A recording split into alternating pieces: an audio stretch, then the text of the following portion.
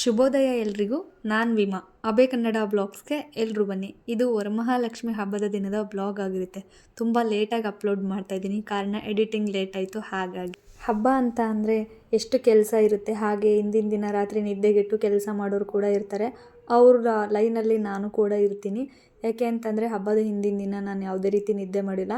ನಾನು ಇದನ್ನು ಯಾವ ರೀತಿ ಹೇಳಬೇಕಂತನೂ ನನಗೆ ಗೊತ್ತಾಗ್ತಿಲ್ಲ. ಅಂದರೆ ನಾನು ಹಬ್ಬದ ಹಿಂದಿನ ದಿನ ತಯಾರಿ ಮಾಡಿದ್ನಾ ಅಥವಾ ಅಂದರೆ 12 ಗಂಟೆ ಮೇಲೆ ಶುಕ್ರವಾರದ್ದೇ ಲೆಕ್ಕ ಆಗುತ್ತಲ್ವ. ಹಿಂದಿನ ದಿನ ತಿಂಡಿಗೆಲ್ಲ ತಯಾರು ಮಾಡಿಕೊಂಡು ಈ ರೀತಿಯಾಗಿ ನಾವು ಸ್ಯಾರಿ ಉಡ್ಸೋರೆಲ್ಲ ಸ್ಯಾರಿನ ಡ್ರೇಪ್ ಮಾಡಿ ಪೂಜೆ ಸಾಮಾನುಗಳನ್ನೆಲ್ಲ ತಟ್ಟೆ ಸಾಮಾನೆಲ್ಲ ಜೋಡಿಸಿಟ್ಕೋಬೇಕಲ್ವ.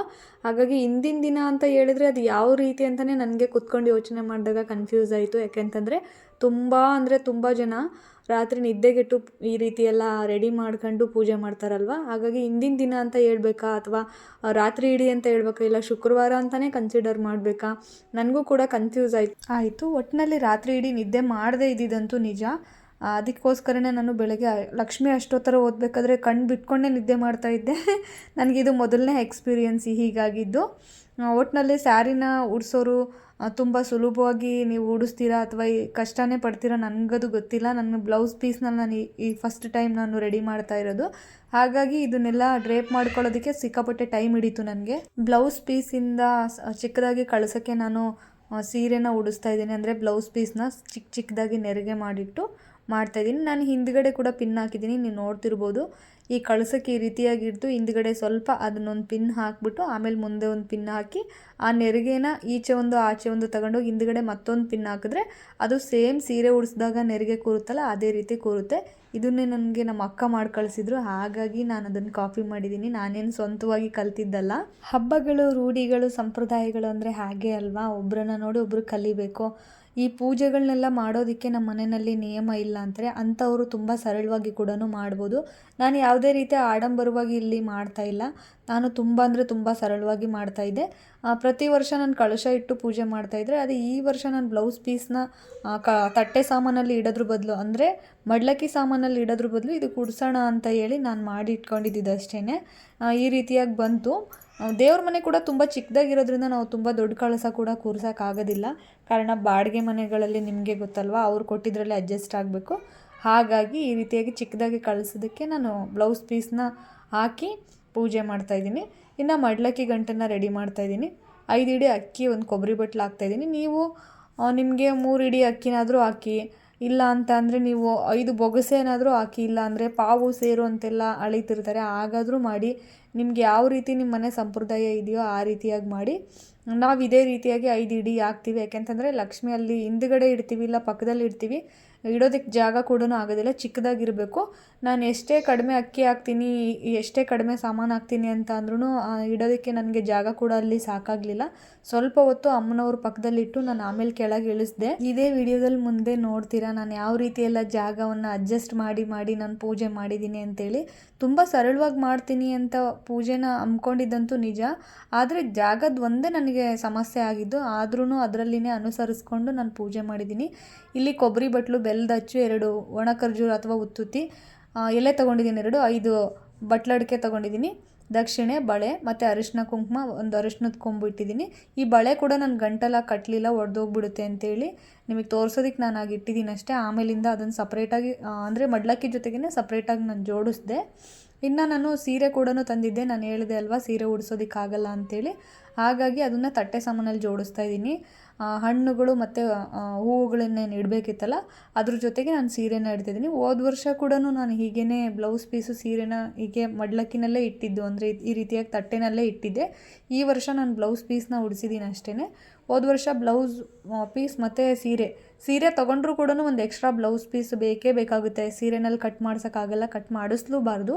ಹಾಗಾಗಿ ಒಂದು ಸೀರೆ ತೊಗೊಂಡು ಬಂದಿದ್ದೆ. ನಾನು ಬ್ಲೌಸ್ ಪೀಸ್ನ ಅಮ್ಮನವ್ರಿಗೆ ಉಡಿಸ್ದೆ, ಸೀರೆನ ಈ ರೀತಿಯಾಗಿ ಹಣ್ಣುಗಳ ಜೊತೆ ಇಡ್ತಾಯಿದ್ದೀನಿ.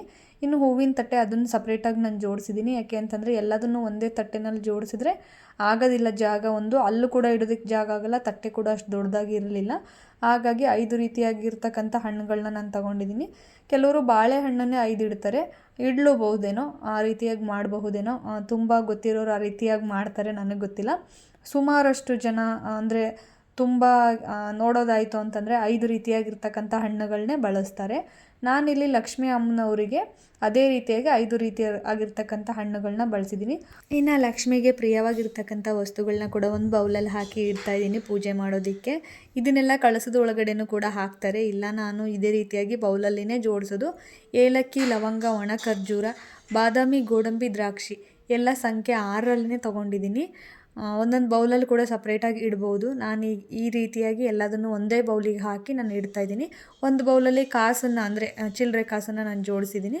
ಇನ್ನೊಂದು ಬೌಲಲ್ಲಿ ಈ ರೀತಿಯಾಗಿ ಲಕ್ಷ್ಮಿಗೆ ಪ್ರಿಯವಾಗಿರ್ತಕ್ಕಂಥ ವಸ್ತುಗಳನ್ನ ಜೋಡಿಸ್ತಾ ಇದ್ದೀನಿ.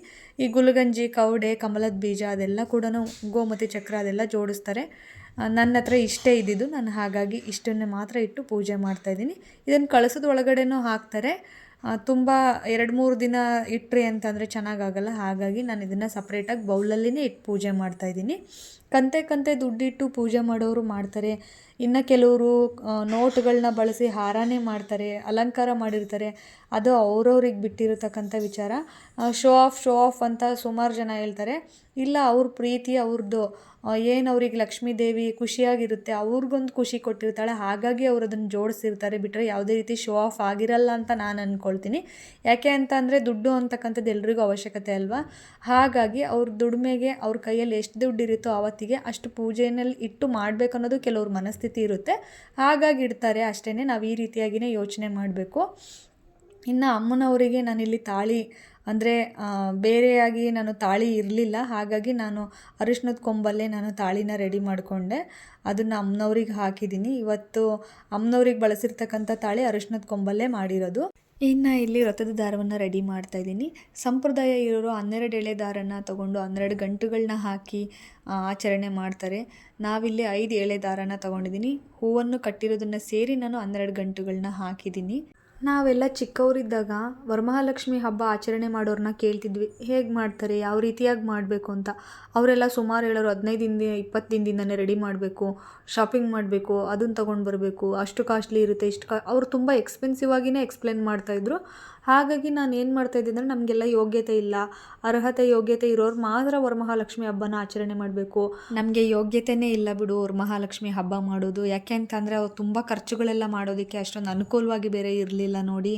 ಹಳ್ಳಿಗಳಲ್ಲೆಲ್ಲ ರೈತರು ಅಲ್ವಾ, ರೈತರ ಕುಟುಂಬ, ಇದನ್ನೆಲ್ಲ ಮಾಡೋದಕ್ಕೆ ಒಪ್ಪೋದು ಇಲ್ಲ. ಹಾಗಾಗಿ ಲಕ್ಷ್ಮೀ ಅಮ್ಮನವ್ರು ಕೂಡ ಆಡಂಬರಕ್ಕೇ ಒಲಿತಾರೆ ಅಂತ ನನ್ನ ತಪ್ಪು ಕಲ್ಪನೆ ಕೂಡ ಅದೇ ಇತ್ತು.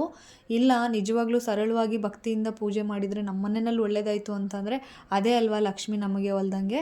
ಹಾಗಾಗಿ ನಾನು ಇಲ್ಲ, ಸರಳವಾಗಿ ಪೂಜೆ ಮಾಡಬೇಕು ಅಂತ ನನ್ನ ಗಮನಕ್ಕೆ ಬಂದ ಮೇಲೆ ನಾನು ಈ ಪೂಜೆನ ಶುರು ಮಾಡಿದೆ.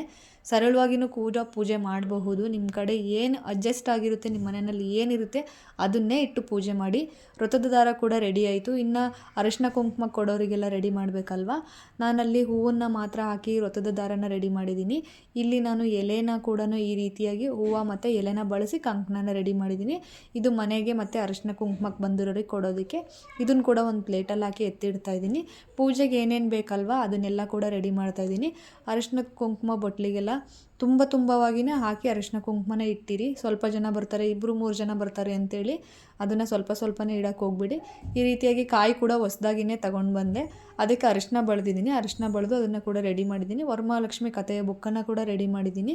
ಇನ್ನು ಹೂವು, ಗೆಜ್ಜೆ ವಸ್ತ್ರ, ಬಿಡಿ ಹೂವು ಕೂಡ ಇಟ್ಕೊಂಡಿರಿ, ಬೇಕಾಗುತ್ತೆ. ಇನ್ನು ದೀಪಗಳಿಗೆಲ್ಲ ಬತ್ತಿಗಳನ್ನ ಹಾಕಿ ರೆಡಿ ಮಾಡಿ ಇಟ್ಕೊಂಡೆ. ನಾನು ಹಣ್ಣುಗಳನ್ನೆಲ್ಲ ಜೋಡಿಸಿದ್ದೀನಿ. ಮಡ್ಲಕ್ಕಿ ಸಾಮಾನು ಹಿಂದಗಡೆ ಎಲ್ಲ ಕಟ್ಟಿಟ್ಟಿದ್ದೀನಿ. ಯಾಕೆಂತಂದರೆ ಒಂದು ಕಡೆ ಇಟ್ವಿ ಆದರೆ ನಮಗೆ ಬೇಗನೆ ಸಿಗುತ್ತಲ್ವ ಪೂಜೆಗೆ, ನಾವು ಅಂದ್ಕೊಂಡಿರೋ ಟೈಮ್ಗೆ ಪೂಜೆ ಮಾಡ್ಬೋದು. ಹಾಗಾಗಿ ಇದನ್ನೆಲ್ಲ ಒಂದು ಕಡೆಗೇ ಜೋಡಿಸಿಟ್ಕೊಂಡಿದ್ದೀನಿ. ಎಲೆ ಅಡಿಕೆ, ಪೂಜೆ ಸಾಮಾನೆಲ್ಲ ಒಂದು ಕಡೆ ಇತ್ತು ಅಂದರೆ ಪೂಜೆ ಕೂಡ ಬೇಗ ಮಾಡಬಹುದು ಅಂತ. ಇದೆಲ್ಲ ರೆಡಿ ಮಾಡಿ ಆದಮೇಲೆ ಹೋಗಿ ಸ್ನಾನನ ಮುಗಿಸಿ ಬಂದು ನಾನು ಪೂಜೆ ಮಾಡೋದಕ್ಕೆ ಶುರು ಮಾಡಿದೆ. ಪೂಜೆ ಮಾಡೋದಕ್ಕೆ ಮೊದಲಿಗೆ ದೇವ್ರ ಮನೆಯೆಲ್ಲ ಕ್ಲೀನಾಗಿತ್ತಲ್ವ, ಫಸ್ಟ್ ಒಂದು ರಂಗೋಲಿ ಹಾಕ್ಕೊಂಡು ಬಿಡೋಣ ಅಂದರೆ ಅಮ್ಮನವ್ರನ್ನ ಕೂರಿಸೋದಕ್ಕೆ ಒಂದು ಅಷ್ಟದಳ ಪದ್ಮ ರಂಗೋಲಿ ಹಾಕಿದೆ. ಎಲ್ಲರೂ ಇದನ್ನೇ ಅಲ್ವಾ ಹಾಕೋದು, ಅದರಲ್ಲೇನು ವಿಶೇಷ ಇಲ್ಲ. ಹಾಗೆ ನಾನು ಹೇಳಿದೆ ಅಷ್ಟೇ. ಅಷ್ಟದಳ ಪದ್ಮ ರಂಗೋಲಿನ ಹಾಕಿ ಅರಿಶಿನ ಕುಂಕುಮ ಹಾಕಿದೆ. ಇದನ್ನೊಂದು ಪೀಠದ ಮೇಲೆ ಹಾಕಿದರೂ ಆಗ್ತಿತ್ತು, ಆದರೆ ನನಗೆ ಅಲ್ಲಿ ಎಲ್ಲ ಸಾಮಾನುಗಳನ್ನ ಜೋಡಿಸೋದಕ್ಕೆ ಸರಿಯಾಗಲ್ಲ ಅಂತೇಳಿ ನಾನು ಡೈರೆಕ್ಟಾಗಿ ರಂಗೋಲಿ ಮೇಲೆ ಪ್ಲೇಟ್ನ ಇಡ್ತಾಯಿದ್ದೀನಿ. ಇಲ್ಲೋ ಚಿಕ್ಕ ಪ್ಲೇಟ್ ಇತ್ತು ಅಂದರೆ 3 ಇಡಿ ಹಾಕಿ, ದೊಡ್ಡದಾಗಿ ಪ್ಲೇಟ್ ಇತ್ತು ಅಂದರೆ 5 ಇಡಿ ಅಕ್ಕಿ ಹಾಕಿ, ಅಕ್ಕಿ ಮೇಲೆ ಅರಿಶಿನ ಕುಂಕುಮ ಹಾಕಿ, ನೀವೇನು ಕಳಸಕ್ಕೆ ನೀರು ತುಂಬ್ಕೊಂಡು ಬಂದಿರ್ತೀರಲ್ವ ಅದನ್ನಲ್ಲಿ ಪ್ಲೇಸ್ ಮಾಡಿ ಅಂದರೆ ಇಟ್ಬಿಡಿ. ಅರಿಶಿನ ಕುಂಕುಮ ಹಾಕಿ ಕಳಸದೊಳಗಡೆ ಅಕ್ಷತೆನ ಹಾಕಿ ತುಳಸಿ ದಳ ಹಾಕಿದ್ದೀನಿ, ಕೆಂಪು ಹೂವು ಹಾಕಿದ್ದೀನಿ. ಅಂದರೆ ಲಕ್ಷ್ಮಿ ಮುಖಪದ್ಮ ಇದ್ದಿದ್ದರೆ ನಾನು ಕಿವಿಗೆ ಓಲೆ ಹಾಕ್ತಾಯಿದ್ದೆ, ಇರಲಿಲ್ವಲ್ಲ, ಹಾಗಾಗಿ ಕಳಸದೊಳಗಡೆನೇ ಹಾಕಿದ್ದೀನಿ. ನಿಮ್ಮ ಕಡೆ ಏನಿರುತ್ತೋ ಅದನ್ನೇ ಹಾಕಿ. ಒಂದು ಬೆಳ್ಳಿ ನಾಣ್ಯ ಇದೆ, ಬೆಳ್ಳಿ ನಾಣ್ಯ ಇದ್ದರೆ ಬೆಳ್ಳಿ ನಾಣ್ಯ ಹಾಕಿ, ಇಲ್ಲ ಅಂತಂದರೆ 5 ರೂಪಾಯಿದೊಂದು ಕಾಯಿನ್ ಬರುತ್ತಲ್ವ ಅದನ್ನೇ ಹಾಕಿ, ಪರವಾಗಿಲ್ಲ, ನಡೆಯುತ್ತೆ. ಇನ್ನು ಮೊದಲನೇದಾಗಿ ವಿಘ್ನ ವಿನಾಶಕ ವಿಘ್ನೇಶ್ವರನಿಗೆ ಪೂಜೆ ಮಾಡಬೇಕಲ್ವ, ಹಾಗಾಗಿ ಫೋಟೋ ಹೊಡೆದೋಗಿತ್ತು ರೀಸೆಂಟಾಗಿ. ಒಂದು ಅಡಿಕೆ ಬೆಟ್ಟನ ಇಟ್ಟು ನಾನು ಅದನ್ನೇ ಗಣೇಶ ಅಂತೇಳಿ ಪೂಜೆ ಮಾಡಬಹುದಲ್ವ, ಹಾಗಾಗಿ ಅದನ್ನು ಕೂಡ ತೊಗೊಂಡು ಬಂದು ಅರಿಶಿನ ಕುಂಕುಮನ ಇಟ್ಟು ಗಣೇಶನಿಗೆ ಮೊದಲು ಪೂಜೆ ಮಾಡ್ತಾಯಿದ್ದೀನಿ. ಗಂಗೆ ಪೂಜೆ ಮಾಡ್ಕೊಂಡು ಬಂದಿರ್ತೀವಲ್ಲ, ಅದ್ರದ್ದು ಕೂಡ ಒಂದು ತಮ್ಗೆನಲ್ಲಿ ನೀರನ್ನು ನಾನು ಈಶಾನ್ಯ ದಿಕ್ಕು ಅಂದರೆ ಈ ದೇವ್ರ ಮನೆ ಮೂಲೆ ಏನಿರುತ್ತಲ್ವ ಆ ಮೂಲೆಯಲ್ಲಿ ನಾನು ಅದನ್ನು ಕೂಡ ಇಟ್ಟಿದ್ದೀನಿ. ಇನ್ನು ನಾನಿಲ್ಲಿ ಬೌಲ್ಗಳನ್ನ ಜೋಡಿಸಿದ್ದೆ ಅಲ್ವಾ, ಕಾಸಿಟ್ಟು ಮತ್ತು ಲಕ್ಷ್ಮಿಗೆ ಪ್ರಿಯವಾದ ವಸ್ತುಗಳು ಅಂತೇಳಿ ಅದನ್ನು ಕೂಡ ನೀಟಾಗಿ ಜೋಡಿಸಿಟ್ಕೊಂಡಿದ್ದೀನಿ. ವರಮಹಾಲಕ್ಷ್ಮಿ ಕತೆ ಬುಕ್ಕನ್ನು ಕೂಡ ಇಟ್ಟೆ. ಇನ್ನು ದೀಪಾಲೆ ಕಂಬಗಳನ್ನ ಜೋಡಿಸಿದೆ. ಹಾಗೆ ಗಣಪತಿಗೆ ಮೊದಲನೇ ನೈವೇದ್ಯವಾಗಿ ಕೊಬ್ಬರಿ ಮತ್ತು ಬೆಲ್ಲವನ್ನು ಕೂಡ ಇಟ್ಟೆ. ಗಣೇಶನಿಗೆ ಗೆಜ್ಜೆ ವಸ್ತ್ರನ ಹಾಕಿ ಆದಮೇಲೆ ಅಮ್ಮನವರಿಗೆ ಗೆಜ್ಜೆ ವಸ್ತ್ರನ ಹಾಕ್ತಾಯಿದ್ದೀನಿ, ಕಂಕಣವನ್ನು ಕಟ್ಟಿದ್ದೀನಿ. ಇನ್ನು ನಾನು ಆವಾಗಲೇ ನಾನು ತಟ್ಟೆಗೆ ಜೋಡಿಸ್ಕೊಂಡು ಇಟ್ಕೊಂಡಿದ್ದೆ ಅಲ್ವಾ, ಮಡ್ಲಕ್ಕಿ ಸಾಮಾನು ಸೀರೆಗಳನ್ನೆಲ್ಲ ಪಕ್ಕದಲ್ಲಿ ಇಡ್ತಾಯಿದ್ದೀನಿ. ಒಂದು ಸ್ವಲ್ಪ ಹೊತ್ತು ಇಟ್ಟಿದ್ದೆ ಅಷ್ಟೇ. ಅದಾದಮೇಲೆ ನಾನು ತೆಗೆದು ದೇವ್ರ ಮನೆ ಕೆಳಗಡೆನೇ ಇಟ್ಟೆ, ಒಂದು ಮಣೆನ ಹಾಕಿ ನಾನಲ್ಲಿ. ಏಕೆ ಅಂತಂದರೆ ಮಾಡಿರ್ತಕ್ಕಂಥ ತಿಂಡಿನ ಅಲ್ಲಿ ಜೋಡಿಸ್ಬೇಕಿತ್ತು, ಹಾಗಾಗಿ ಅಮ್ಮನವ್ರ ಕೆಳಗಡೆನೇ ನಾನು ಮಡ್ಲಕ್ಕಿ ಸಾಮಾನ ಜೋಡಿಸಿದ್ದೀನಿ ಅಷ್ಟೇ, ಮತ್ತು ಬೇರೆಲ್ಲೂ ಇಟ್ಟಿಲ್ಲ. ಯಾಕೆ ಅಂತಂದರೆ ಮಡ್ಲಕ್ಕಿ ಗಂಟು ಸ್ವಲ್ಪ ಎತ್ತರದಲ್ಲಿ ಬರ್ತಾ ಇದ್ದರಿಂದ ದೀಪಗಳನ್ನ ಕಂಬ ಇಟ್ಟಿದ್ದೆ ಅಲ್ವಾ, ಏನಾದರೂ ಅನಾಹುತ ಆಗಬಹುದು ಅಂತ ಒಂದು ಭಯದಿಂದ ಅದನ್ನು ಕೆಳಗಡೆ ಅಮ್ಮನವ್ರು ನೇರವಾಗಿ ಕೆಳಗಡೆ ಇಟ್ಟಿದ್ದೀನಿ ಅಷ್ಟೇ. ಇನ್ನು ನಾವು ದೀಪಗಳನ್ನ ಎಷ್ಟು ಬೇಕಾದರೂ ಹಚ್ಬೋದು. ನಾನು ತುಪ್ಪದ ದೀಪ ಮತ್ತು ಎಣ್ಣೆ ದೀಪ ಎರಡನ್ನೂ ಕೂಡ ಹಚ್ಚಿದ್ದೀನಿ. ಈ ಬೆಳ್ಳಿ ದೀಪ ಏನಿದೆಯಲ್ಲ ಅದರಲ್ಲಿ ನಾನು ತುಪ್ಪದ ದೀಪನ ಹಚ್ಚಿದ್ದೀನಿ. ಇನ್ನು ಮಿಕ್ಕಿದ್ಬಿಟ್ರೆ ಅದು 4 ದೀಪನೂ ನಾನು ಎಣ್ಣೆ ದೀಪನೇ ಹಚ್ಚಿರೋದು. ಸಮ ಸಂಖ್ಯೆಯಲ್ಲಿ ಎಷ್ಟು ಬೇಕಾದರೂ ದೀಪ ಹಚ್ಚಬಹುದು. ಈಗಾಗಲೇ ಅಪ್ಲೋಡ್ ಮಾಡಿರ್ತಕ್ಕಂಥ ವಿಡಿಯೋದಲ್ಲಿ ನಾನು ತುಂಬ ಸಾರಿ ಹೇಳಿದ್ದೀನಿ, ದೇವ್ರ ಪೂಜೆ ಆದಮೇಲೆ ದೀಪದ ಬೆಳಕಲ್ಲಿ ದೇವ್ರನ್ನ ನೋಡೋದು ಮನಸ್ಸಿಗೆ ನೆಮ್ಮದಿ ಕೊಡುತ್ತೆ. ನಾನು ಕೂಡ ಹಾಗೇ ಮಾಡ್ತೀನಿ ಅಂತ. ಇವತ್ತು ಕೂಡ ಹಾಗೆ ಮಾಡಿದೆ. ನಾನು ಪೂಜೆ ಎಲ್ಲ ಆದಮೇಲೆ ನಾನು ದೇವ್ರನ್ನ ಲೈಟ್ ಎಲ್ಲ ಆಫ್ ಮಾಡಿಬಿಟ್ಟು ದೀಪದ ಬೆಳಕಲ್ಲೇ ನಾನು ನೋಡ್ತಾ ಇದ್ದೆ. ಹೀಗೆ ನೋಡೋದು ನನಗೆ ನೆಮ್ಮದಿ ಕೊಡುತ್ತೆ, ಖುಷಿ ಕೊಡುತ್ತೆ. ಏನೋ ಒಂಥರ ನಾನು ಏನೋ ಪಡ್ಕೊಂಡಿದ್ದೀನಿ ಅನ್ನೋ ಥರ ನನಗೆ ಫೀಲ್ ಆಗುತ್ತೆ. ಹಾಗಾಗಿ ನಾನು ಈ ರೀತಿಯಾಗಿ ಮಾಡ್ತೀನಿ ಅಷ್ಟೇ. ವಿಡಿಯೋ ನೋಡ್ತಾ ಇರ್ತಕ್ಕಂಥ ನಿಮ್ಗಳಲ್ಲೂ ನನ್ನ ಥರನೇ ಒಂದಷ್ಟು ಜನ ಇರ್ತೀರಾ ಅಂತ ಅಂದ್ಕೊಂಡಿರ್ತೀನಿ.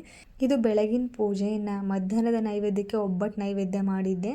ಬೆಳಗ್ಗೆ ನಾನು ಒಂದು ಕಪ್ ಹಾಲನ್ನು ಇಟ್ಟು ನೈವೇದ್ಯನ ಮುಗಿಸಿದ್ದೆ. ನಾನು ಅದೇ ದಿನವೇ ನಾನು ಕಳಶನ ಕದಲಿಸಿದೆ. ಮಾರನೇ ದಿನ ವಿಸರ್ಜನೆ ಮಾಡಿ, ನಾರ್ಮಲ್ಲಾಗಿ ನಾವು ಕಳಶ ಇಡ್ತೀವಲ್ವ ಡೈಲಿ, ಅದೇ ರೀತಿಯಾಗಿ ಪೌರ್ಣಮಿ ಇದೆ ಅಂತ ಹೇಳಿ ನಾನು ಲಕ್ಷ್ಮೀ ಪೂಜೆ ಮಾಡಿರ್ತಕ್ಕಂಥ ಕಳಶ ವಿಸರ್ಜನೆನ ಮಾಡಿ ನಾರ್ಮಲ್ಲಾಗಿ ಮನೆ ಕಳಶ ಇಡ್ತೀವಲ್ವ ಹಾಗೆ ಕಳಶ ಮತ್ತೆ ಸ್ಥಾಪನೆ ಮಾಡಿದೆ. ಹೀಗಿತ್ತು ನಮ್ಮ ವರಮಹಾಲಕ್ಷ್ಮಿ ಹಬ್ಬದ ವಿಡಿಯೋ.